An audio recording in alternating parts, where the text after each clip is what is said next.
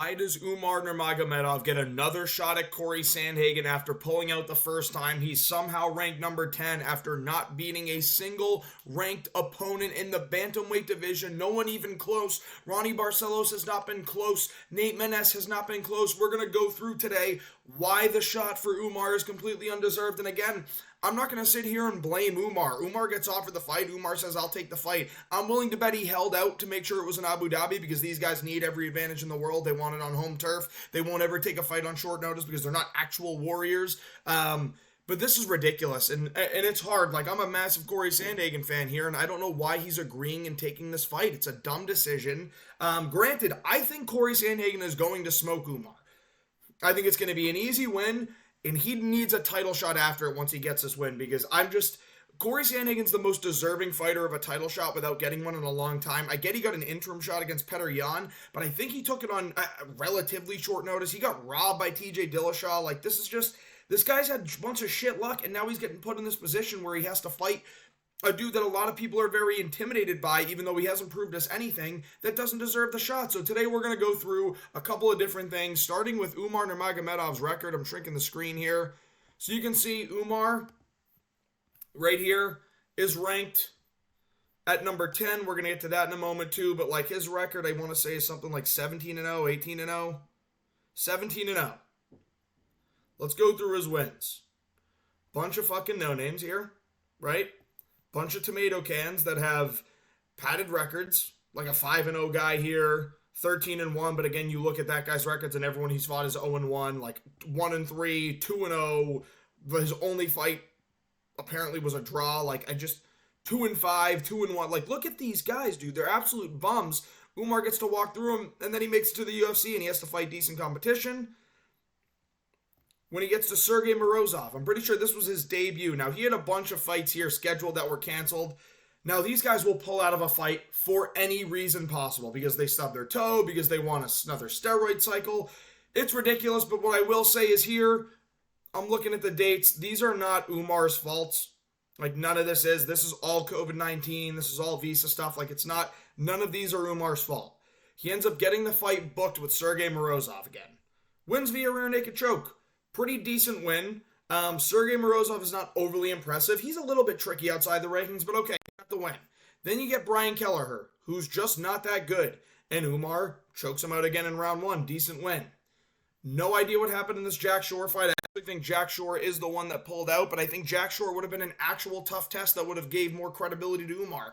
Do I think Umar would have beaten him? Yes. He probably would have just laid on him for 15 minutes, though. I think Jack Shore is a tricky fight, but that would have been a fight to prove himself. But nope. That fight doesn't happen, so he goes to a unanimous decision win over Nate Maness. I don't like that. That's not impressive. Nate Maness might be 14-1, but he hasn't fought supreme talent other than Umar. Like, it's just not a great look here, like taking Nate Maness to a decision. I don't know what about that screams top-tier talent to you guys, but let's move up.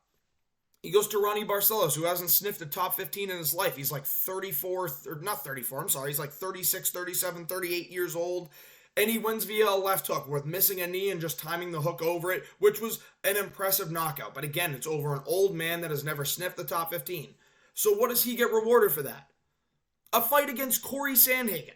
Unwarranted, undeserved, no idea why he got it, but he ends up pulling out of the fight.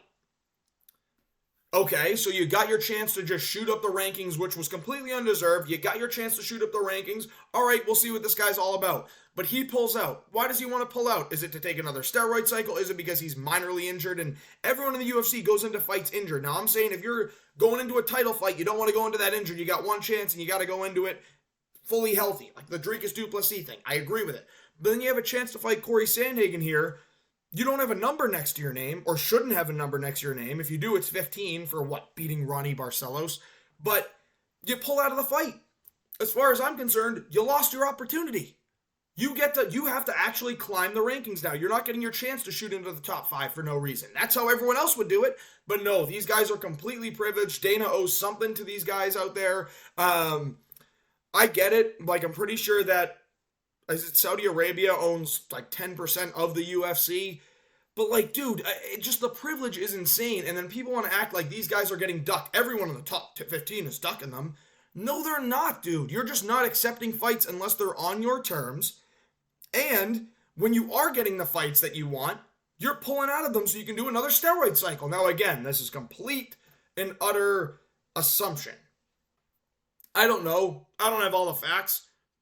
But I'm not willing to sit here and say it definitely doesn't happen. So, I mean, he pulls out of the Sandhagen fight, doesn't deserve another shot at him. So what happens? He gets Begsat Almakhan, a dude debuting in the UFC who is actually a pretty decent prospect, but he's debuting in the UFC.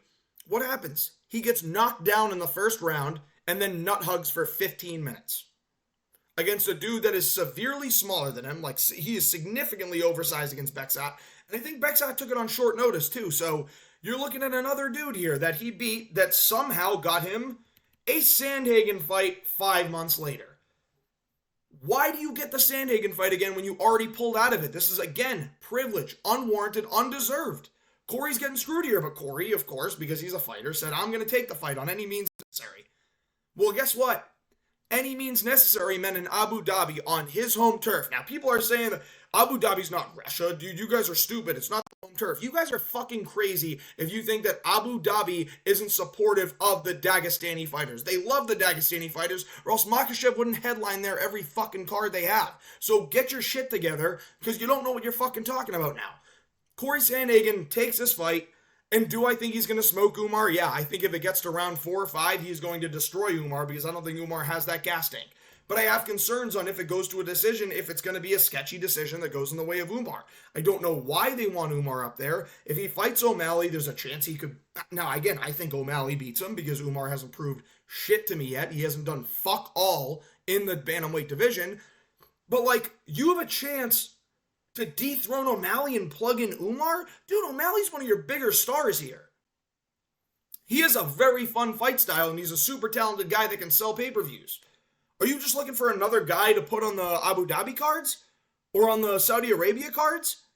I know what the UFC are doing. That's exactly what they're trying to do. It's just bullshit, though. Like, Cory Sandhagen should be fighting Jose Aldo for a title elimination bout. That's what should be happening. Umar should have to fight a couple of different guys going up the rankings. Or if you want to give him a jump up, you give him a Henry Cejudo here at 5. Again, does he deserve it? No. But he also doesn't deserve to be here at 10. What normally happens is you have Umar Nurmagomedov beats Ronnie Barcelos. Okay, he's got to get into the top 15. Let's put him against... They're going to want to give him an easy one, so give him the Pedro Munoz fight that everyone always takes when they need to jump in the top 15. Okay, you get into 15. Then you want to give him a good shot up again? Give him the Rob Font fight to a guy who can't grapple. You send him up to number 9. Then you want to do that again. Then you give him the chance against Cejudo or Cheeto, guys that he can take down and he can nut hug and sniff their crotch for 15 minutes. But that's how you get him into the top 5. You don't just jump him right to Cory Sandhagen. It's undeserved, unwarranted. And the fact that he's ranked at 10 for beating fucking nobody is insane to me. Is he one of the top 10 guys? Maybe. We'll have to find out. But the thing is, we don't know yet because he hasn't fought anyone. It's unfair, it's unwarranted, and now they have to go to Abu Dhabi, where if this goes to decision, I'm scared it's going to get robbed because, let's just go back to the past, 294. Now, while I make fun of Islam for not fighting a lot, I think a lot of it is not of his own doing. I think that the scheduling has just been terrible for Islam, and I think Islam's one of those dudes that actually is a savage. If there's a fight on short notice and he should take it, he's probably going to take it because I think Islam actually is a savage like that. But most of these other guys aren't. You're saying that Umar is ducking all these guys, right? He's the top 15's ducking all these guys, or ducking Umar. Dude, Jonathan Martinez just fought Jose Aldo. I'm sure he would have fought Umar. And even if he didn't, you had Mario Batista needed a short notice opponent. Damone Blackshear steps in after fighting a week in advance. A week in advance, Damone Blackshear has to step in and fight Mario Batista. Debatably beats him. Umar could have stepped up there. He didn't. You have... There was the fight between Pedro Munoz and Cheeto Vera. That there was like 2 months in advance that I think Song Yadong had to pull out of the Pedro Munoz fight or something like that. Cheeto Vera steps in to fight. Or maybe it was like Cejudo or Cheeto versus someone else. But like there was an opportunity to step in on the Boston card, on the O'Malley card, where you can make a name for yourself in your division. Umar didn't step up. Because God forbid he takes a fight on short notice. You have all these opportunities where you can step up on short notice and it just doesn't happen. It's absolutely blasphemy. So, Now we're going to Abu Dhabi on Umar's home turf, and if you're saying that it's not his home turf, you're fucking stupid. You know that Abu Dhabi prefers these Dagestani fighters on their cards. If they don't have them, they don't want them. That's why they canceled the Saudi Arabia card. UFC was going to give them ship fighters with probably not a lot of people of the Muslim heritage, so they said, we're waiting. We want our fans to support their guys. So, we go to 294. Sucks. This one hurts me every time. Volk ruined his career by taking this fight, but Islam was going to win it on short notice anyway. It's just how it goes. Kamaru Usman versus Khamzat Chimaev. Khamzat 10-8 Usman in the first round. It's clear. 10-8 clear in the first round. The only correct scorecard here is this one in the middle, because if you keep watching back in rounds 2 or 3, I've watched it back 3 times. Usman wins round 2 and 3, and it's pretty fucking clear.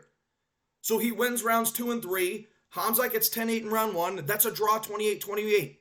But here we are in Abu Dhabi. You're going to give Khamzat the decision. Preferential treatment, of course. Let's go here. Magomed Ankalaev, Johnny Walker.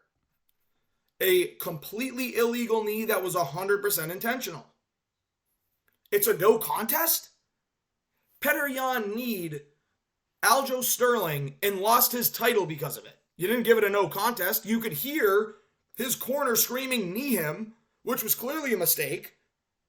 Petr Yan was trying to listen. He was asking if it was a legal knee. Corner said knee him, so he kneed him. And now he gets a DQ for that. Whereas Magomed Ankalaev gets a no contest. You go to Movsar Evloev versus Arnold Allen, where Arnold Allen is landing these knees. And they're saving Movsar Evloev from position. Very similar situation happens between Tim Elliott and Muhammad Mokaev. Muhammad Mokaev is literally just sniffing crotch for round after round after round. Tim Elliott has a finish if Mokaev's not doing the one-hand down game. That's not warrior spirit, dude. What about being a warrior, smelling a guy's crotch, being on your knees in front of a dude in the octagon for 2 rounds fully? There's no punishment for failing takedowns for these guys. The rules are benefiting them. Tim Elliott starts mashing Mokaev's head with knees, but Mokaev's not even has his hand down. It's getting pulled up when Elliott's hitting these knees, but the refs step in and save Mokaev. Again, preferential treatment. And now we're going to go to Abu Dhabi to see Umar Nurmagomedov fight Cory Sandhagen in an undeserving fight. Now, I think Cory does finish him in the later 2 rounds, but if he doesn't and it goes to decision, it doesn't matter how the score, how the fight actually looks.